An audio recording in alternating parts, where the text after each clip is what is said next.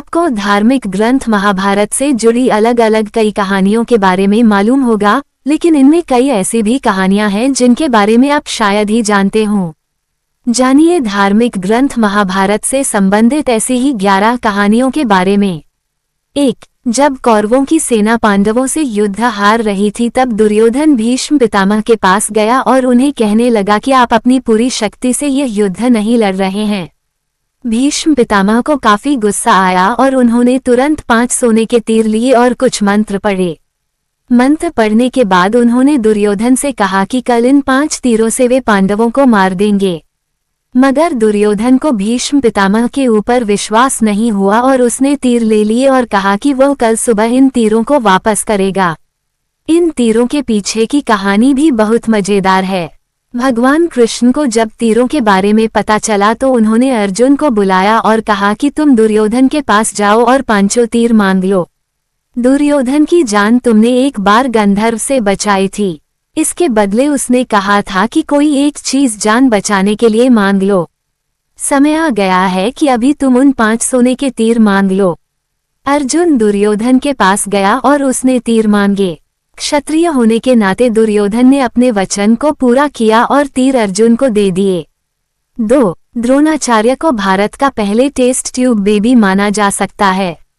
ये कहानी भी काफी रोचक है। द्रोणाचार्य के पिता महर्षि भारद्वाज थे और उनकी माता एक अप्सरा थीं। दरअसल एक शाम भारद्वाज शाम में गंगा नहाने गए, तभी उन्हें वहां एक अप्सरा नहाती हुई दिखाई दी। उसकी सुंदरता को देख ऋषि मंत्र मुग्ध हो गए और उनके शरीर से शुक्राणु निकला, जिसे ऋषि ने एक मिट्टी के बर्तन में जमा करके अंधेरे में रख दिया। इसी से द्रोणाचार्य का जन्म हुआ। 3. जब पांडवों के पिता पांडु मरने के करीब थे तो उन्होंने अपने पुत्रों से कहा कि बुद्धिमान बनने और ज्ञान हासिल करने के लिए वे उनका मस्तिष्क खा जाएं। केवल सहदेव ने उनकी इच्छा पूरी की और उनके मस्तिष्क को खा लिया। पहली बार खाने पर उसे दुनिया में हो चुकी चीजों के बारे में जानकारी मिली। दूसरी बार खाने पर उसने वर्तमान में घट रही चीजों के बारे में जाना और तीसरी बार खाने पर उसे भविष्य में क्या होने वाला है, इसकी जानकारी मिली। 4. अभिमन्यु की पत्नी वत्सला बलराम की बेटी थी। बलराम चाहते थे कि वत्सला की शादी दुर्योधन के बेटे लक्ष्मण से हो। वत्सला और अभिमन्यु एक दूसरे से प्यार करते थे। अभिमन्यु ने वत्सला को पाने के लिए घटोत्कच की मदद ली। घटोत्कच ने लक्ष्मण को इतना डराया कि उसने कसम खा ली कि वो पूरी जिंदगी शादी नहीं करेगा। 5. अर्जुन के बेटे इरावन ने अपने पिता की जीत के लिए खुद की बलि दी थी। बलि देने से पहले उसकी अंतमी इच्छा थी कि वो मरने से पहले शादी कर ले, मगर इस शादी के लिए कोई भी लड़की तैयार नहीं थी क्योंकि शादी के तुरंत बाद उसके पति को मरना था। इस स्थिति में भगवान कृष्ण ने मोहिनी का रूप लिया और इरावन से न केवल शादी की बल्कि एक पत्नी की तरह उसे विदा करते हुए रोए भी। 6. सहदेव, जो अपने पिता का मस्तिष्क खाकर बुद्धिमान बना था, उसमें भविष्य देखने की क्षमता थी, इसलिए दुर्योधन उसके पास गया और युद्ध शुरू करने से पहले उससे सही मुहूर्त के बारे में पूछा। सहदेव ये जानता था कि दुर्योधन उसका सबसे बड़ा शत्रु है, फिर भी उसने युद्ध शुरू करने का सही समय बताया। 7. धृतराष्ट्र का एक बेटा युयत्सु नाम का भी था। युयत्सु एक वैश्य महिला का बेटा था। दरअसल धृतराष्ट्र के संबंध एक दासी के साथ थे जिससे युयत्सु पैदा हुआ था। 8. महाभारत के युद्ध में उडुपी के राजा ने निरपेक्ष रहने का फैसला किया था। उडुपी का राजा न तो पांडव की तरफ से थे और न ही कौरव की तरफ से।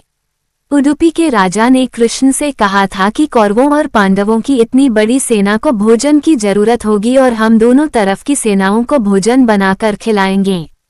18 दिन तक चलने वाले इस युद्ध में कभी भी खाना कम नहीं पड़ा। सेना ने जब राजा से इस बारे में पूछा तो उन्होंने इसका श्रेय कृष्ण को दिया। राजा ने कहा कि जब कृष्ण भोजन करते हैं तो उनके आहार से उन्हें पता चल जाता है कि कल कितने लोग मरने वाले हैं और खाना इसी हिसाब से बनाया जाता है। 9. जब दुर्योधन कुरुक्षेत्र के युद्ध क्षेत्र में आखिरी सांस से ले रहा था, उस समय उसने अपनी 3 उंगलियां उठा रखी थी। भगवान कृष्ण उसके पास गए और समझ गए कि दुर्योधन कहना चाहता है कि अगर वह 3 गलतियां युद्ध में ना करता तो युद्ध जीत लेता। मगर कृष्ण ने दुर्योधन को कहा कि अगर तुम कुछ भी कर लेते तब भी हार जाते। ऐसा सुनने के बाद दुर्योधन ने अपनी उंगली नीचे कर ली। 10. कर्ण और दुर्योधन की दोस्ती के किस्से तो काफी मशहूर हैं। कर्ण और दुर्योधन की पत्नी दोनों एक बार शतरंज खेल रहे थे। इस खेल में कर्ण जीत रहा था, तभी भानुमति ने दुर्योधन को आते देखा और खड़े होने की कोशिश की। दुर्योधन के आने के बारे में कर्ण को पता नहीं था, इसलिए जैसे ही भानुमति ने उठने की कोशिश की, कर्ण ने उसे पकड़ना चाहा। भानुमति के बदले उसके मोतियों की माला उसके हाथ में आ गई और वह टूट गई। दुर्योधन तब तक कमरे में आ चुका था।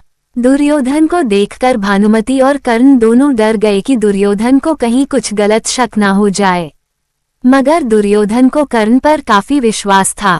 उसने सिर्फ इतना कहा कि मोतियों को उठा लें। 11. कर्ण दान करने के लिए काफी प्रसिद्ध था। कर्ण जब युद्ध क्षेत्र में आखिरी सांस ले रहा था तो भगवान कृष्ण ने उसकी दानशीलता की परीक्षा लेनी चाहिए। वे गरीब ब्राह्मण बनकर कर्ण के पास गए और कहा कि तुम्हारे बारे में काफी सुना है और तुमसे मुझे अभी कुछ उपहार चाहिए। कर्ण ने उत्तर में कहा कि आप जो भी चाहें मांग लें। ब्राह्मण ने सोना मांगा। कर्ण ने कहा कि सोना तो उसके दांत में है और आप इसे ले सकते हैं। ब्राह्मण ने जवाब दिया कि मैं इतना कायर नहीं हूं कि तुम्हारे दांत तोड़ूं। कर्ण ने तब एक पत्थर उठाया और अपने दांत तोड़ लिए। ब्राह्मण ने इसे भी लेने से इनकार करते हुए कहा कि खून से सना हुआ ये सोना वह नहीं ले सकता। कर्ण ने इसके बाद एक बाण उठाया और आसमान की तरफ चलाया। इसके बाद बारिश होने लगी और दांत धुल गया।